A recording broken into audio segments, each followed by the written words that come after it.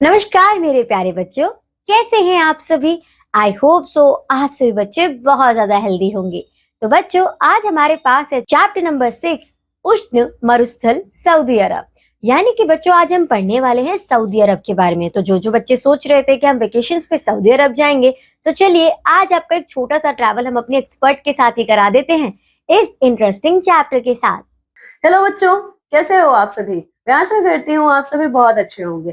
तो आज आपके समाज की कक्षा में हम शुरू करने वाले हैं आपका अध्याय नंबर 6। आपके अध्याय नंबर 6 का नाम है उष्ण मरुस्थल सऊदी अरब, हॉट डेजर्ट सऊदी अरब। बच्चों, इस पूरे अध्याय में हम लोग सऊदी अरब के बारे में बात करते हैं। ठीक है, सऊदी अरब हमारे एशिया महाद्वीप में है। ठीक है, और ये जो पूरा का पूरा देश है, ये अपने मरुस्थल के लिए जाना जाता है। ठीक है, तो चलिए इस अध्याय को पढ़ना शुरू करते हैं।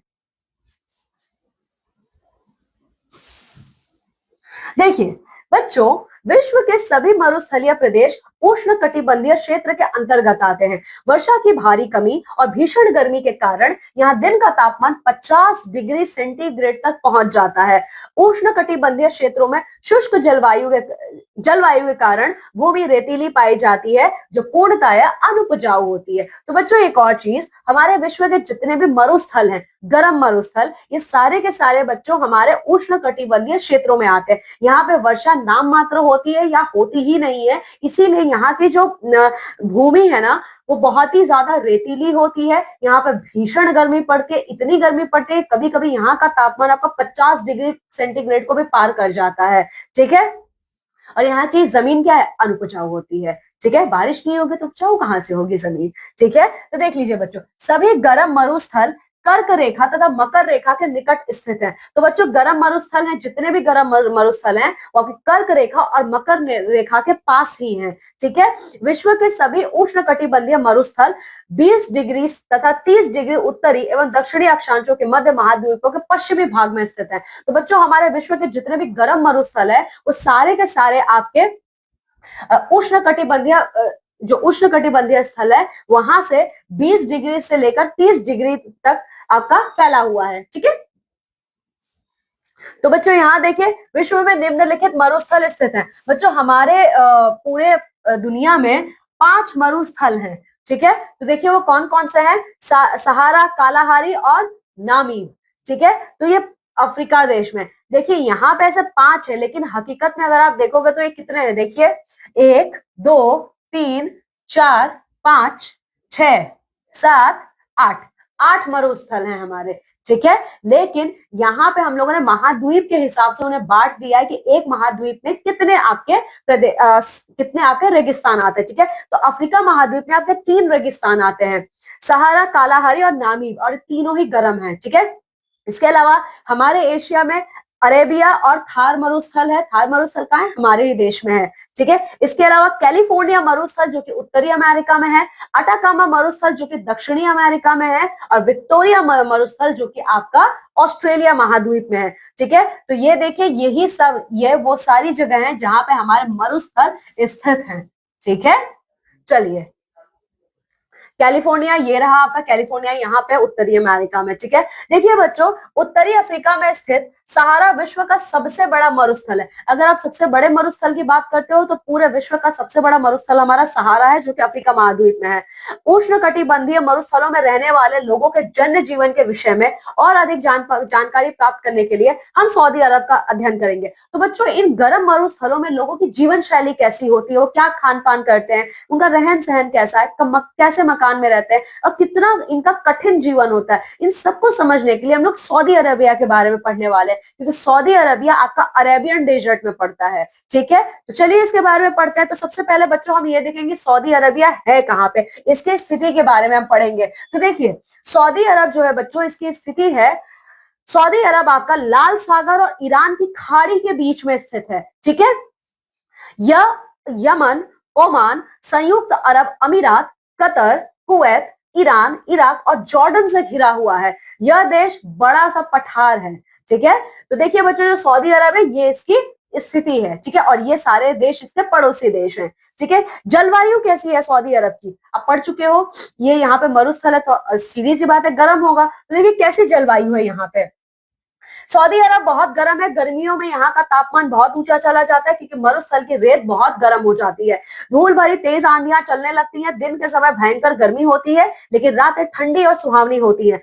सर्दी में दिन गर्म होते हैं लेकिन रातें बहुत ठंडी होती हैं। सऊदी अरब में बहुत कम वर्षा होती है। समुद्र तटीय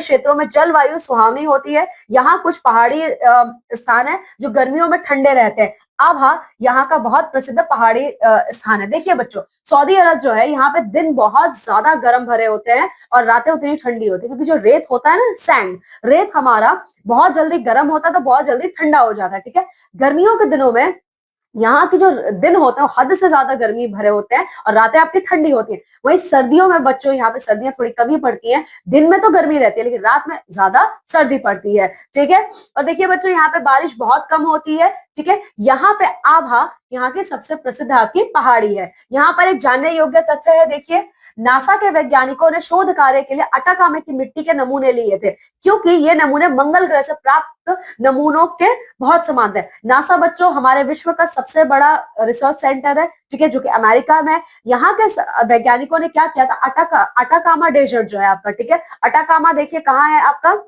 दक्षिणी अमेरिका। ठीक है, यहाँ से इन लोगों ने रेत लिया था क्योंकि यहाँ का जो भूमि है उसका जो ये अटाकामा डेजर्ट की जो भूमि है ना बच्चों, वो हमारे मंगल ग्रह के भूमि से मैच किया है। ठीक है, चलिए अब देखते हैं बच्चों आगे क्या है इसमें। देखिए सऊदी अरब में रेतीले तूफान आना रोज की बात है। ठीक है, तो सऊदी अरब में बच्चों रेतीले तूफान आना कोई नई बात नहीं है, ये रोज का है। ठीक है, यहाँ पे बहुत तेज आंधियां चलती है जो अपने साथ बहुत ज्यादा अमाउंट में क्या करती है, रेत को उड़ा के लेके जाती है। ठीक है, और ये कई जगह गिरकर रेतीले टीले बना देती है। ठीक है, जो रेतीली आंधियां है बच्चों 3-4 घंटे तो आपकी चलती ही रहती है। ठीक है, और ये क्या करती है, रेत के टीले बना देती है और इनको हम लोग डिब्बे कहते हैं, टीले के डिब्बे भी कहते हैं। ठीक है, अब बच्चों बात करते हैं यहाँ पे कैसा वनस्पति है या फिर जीव जंतु कैसे हैं। तो उससे पहले बच्चों आप लोग ये देख लीजिए सऊदी अरब का लोकेशन कहाँ है। ये है आपका सऊदी अरब। ठीक है, ये देखिए ये है आपका सऊदी अरब।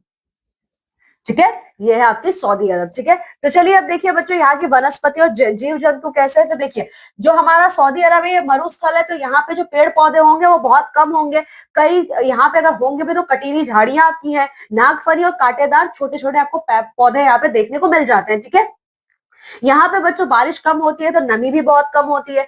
इनके बच्चों देखिए ओके, इन्हें बहुत कम पानी, ठीक है, और ये जितने भी बच्चों यहाँ पे वनस्पति पाई जाती है ना, इन्हें पानी की बहुत कम जरूरत होती है। ठीक है, इनके जो तने होते हैं वो मोटे होते हैं और चिकने होते हैं। तो ये इनके मोटे और मोटे जो चिकने तने होते हैं ये क्या करते हैं, पानी को अपने अंदर सोख के रख लेते हैं ताकि इन्हें भविष्य में पानी की कमी महसूस ना हो इन पौधों को। ठीक है, और इसके अलावा बच्चों खजूर के भी पेड़ आपको सऊदी अरब में देखने को मिल जाएंगे। अगर आप जीव जंतुओं की बात करोगे तो पानी की कमी है तो जीव जंतु भी कम होंगे यहाँ पे। ठीक है, यहाँ के जो मुख्यतः जीव जंतु है वो है ऊंट, भेड़, बकरी और घोड़े। ठीक है, ऊंट जो है बच्चों वो मरुस्थल का सबसे उपयोगी जानवर है, इसे हम लोग रेगिस्तान का जहाज भी कहते हैं। ठीक है, क्योंकि ये रेत पर बहुत ही आसानी से चल सकते हैं बच्चों, और ये एक बार पानी पीकर कई दिनों तक बिना पानी पिए जी सकते हैं। ठीक है, चलिए अब अगर हम सऊदी अरब के जनजीवन की बात करें बच्चों, तो देखिए सऊदी अरब का जनजीवन जो है बहुत ही ज्यादा कठिन होता है, इसीलिए हम लोगों ने यहाँ के लोगों को 3 भागों में विभाजित किया है।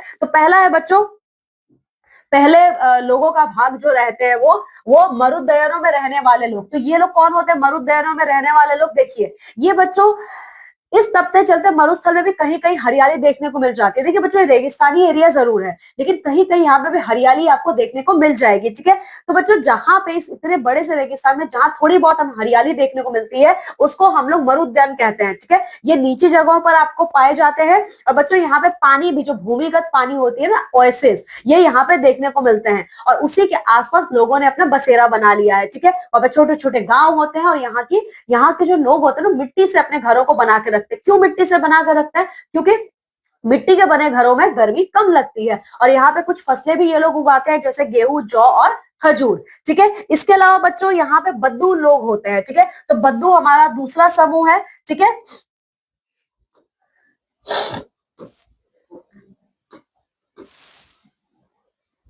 तो बद्दू लोग कौन होते हैं देख लीजिए। बद्दू लोग जो होते हैं बच्चों खाना बदोश होते हैं, मतलब ये खाना बदोश की जिंदगी जीते हैं। ये एक जगह से दूसरी जगह हमेशा ट्रेवल करते रहते हैं, ठीक है। ये मकान एक जगह पे बना के नहीं रहते, ठीक है। और इनकी जो भाषा होती है वो अरबी भाषा होती है, ठीक है। और ये अपना जो जीवन है बच्चों, वो भेड़, बकरी, ऊंट और घोड़ों को चराने और पालने में ही निकालते हैं। बेसिकली चरवाहे होते हैं, ठीक है। और ये लोग इनके चारे की खोज में एक जगह से दूसरी जगह हमेशा जाते रहते हैं, ठीक है। ये अपने कपड़े, तंबू और जरूरत के सभी सामानों को ये अपने साथ लेके जाते हैं, ठीक है। और बच्चों एक चीज, ये कभी भी अकेले नहीं चलते, एक काफिले में चलते हैं, ठीक है। अब बद्दू लोग जो होते हैं बच्चों, वो बहुत ही लंबे और ढीले कपड़े पहनते हैं और ये अपने सर को हमेशा ढक के रखते हैं ताकि ये गर्मी और धूल से बच सके। जो बद्दू महिलाएं होती हैं बच्चों, वो गहनों की बहुत ज्यादा शौकीन होती हैं। अब ये तो बच्चों पहले के बद्दू लोग थे, लेकिन अब बद्दू लोगों के जीवन शैली में भी बहुत ज्यादा बदलाव आ गया है। अब ये लोग एक जगह पे टिक के रहना सीख गए हैं। वैसे बद्दू लोगों को कहा जाता है कि ये सऊदी अरब के नेटिव ट्राइब है, मतलब यही लोग यहाँ के रहने वाले हैं। जैसे ग्रीनलैंड के एस्किमोज है, वैसे सऊदी अरब के आपके बद्दू होते हैं, ठीक है। अब शहरों में रहने वाले लोग, सऊदी अरब में बच्चों बहुत से लोग ऐसे भी हैं जो शहरों में रहते हैं, ठीक है। तो यहाँ पे कौन कौन से बड़े शहर है बच्चों, यहाँ का जद्दा, मक्का और रियाद, ये सऊदी अरब के सबसे बड़े शहरों में आता है, ठीक है। यहाँ के जो जीवन है वो बहुत ही ज्यादा आधुनिक है, यहाँ पे सारी सुविधाएं हैं, ठीक है। यहाँ पे आकाश को छूती हुई आपको इमारतें दिखेंगी, पार्क, बगीचे, झरने, आपको यहाँ पे सब कुछ मिल जाएगा, ठीक है। यहाँ के दुकानों में आपको रोजमर्रा की जरूरत की हर चीजें मिलेंगी, ठीक है। अब बच्चों बात करते हैं हम लोग सऊदी अरब का जो प्रमुख स्थान है, कौन कौन से प्रमुख स्थान है सऊदी अरब के, देख लीजिए। तो सबसे पहले ये देखिए, सऊदी अरब की राजधानी आपकी रियाद है, ठीक है। रियाद एक बहुत ही बड़ा और आधुनिक नगर है। जद्दा भी एक बहुत ही ज्यादा आधुनिक और बहुत ज्यादा अमीर शहर है, ठीक है। यहाँ पे एक बहुत बड़ा बंदरगाह है और जद्दा का वायु अड्डा भी है, ठीक है। साथ ही साथ बच्चों यहाँ पे मुसलमान समुदाय के लोगों का सबसे बड़ा धार्मिक स्थान मक्का मदीना यहीं पे है, ठीक है।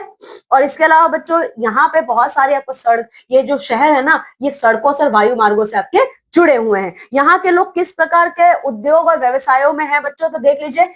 सऊदी अरब जो है वो अपने पेट्रोल के लिए जाना जाता है, ठीक है। तो यहाँ पे तेल शोधन, पेट्रोलियम पदार्थ, लोहा, इस्पात, उर्वरक और सीमेंट बनाना सऊदी अरब का प्रमुख उद्योगों में से एक है, ठीक है। यहाँ पे जो रेत का रेगिस्तान है ना बच्चों, उस रेतीले रेगिस्तान के नीचे खनिज तेलों का बहुत बड़ा भंडार है, ठीक है।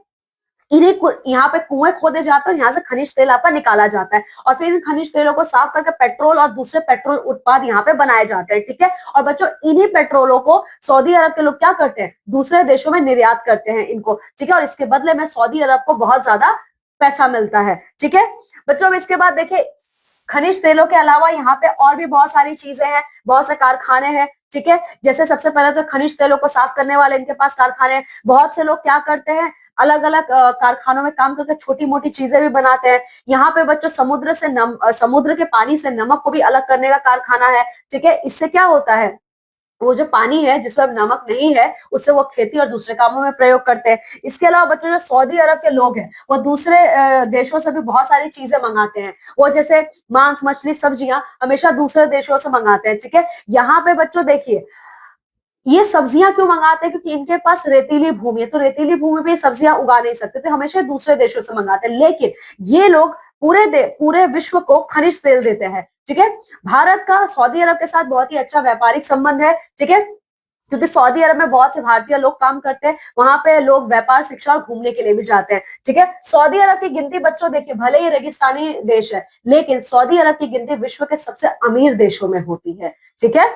चलिए अब सऊदी अरब का बदलता चेहरा देख लेते हैं। देखिए, बद्दू लोग पहले जहाँ खाना बदोश की जिंदगी जीते थे, अब इन लोगों ने अपनी जीवन शैली में बदलाव किया, भी एक जगह पे रहकर टिक कर रहना सीख चुके हैं, ठीक है। इसके अलावा बच्चों यहाँ पे पढ़ाई का भी, शिक्षा का भी बहुत ज्यादा प्रसार प्रचार हो रहा है। यहाँ पे स्कूल, कॉलेज और बहुत सारे विश्वविद्यालय भी आपके खुल गए। सभी शहरों में सड़कों और वायु, जो सभी शहर है वो सड़क यातायात या वायु यातायात से जुड़ चुके हैं, ठीक है। और यहाँ की जो सरकार है वो यहाँ के सारे संसाधनों को, यहाँ के लोगों को सारे संसाधन देने के लिए पूरा ही कार्य करती है, ठीक है। तो चलिए बच्चों अब देखते हैं कि यहाँ पे कौन कौन से हमने महत्वपूर्ण तथ्य पढ़े हैं इस पूरे अध्याय में।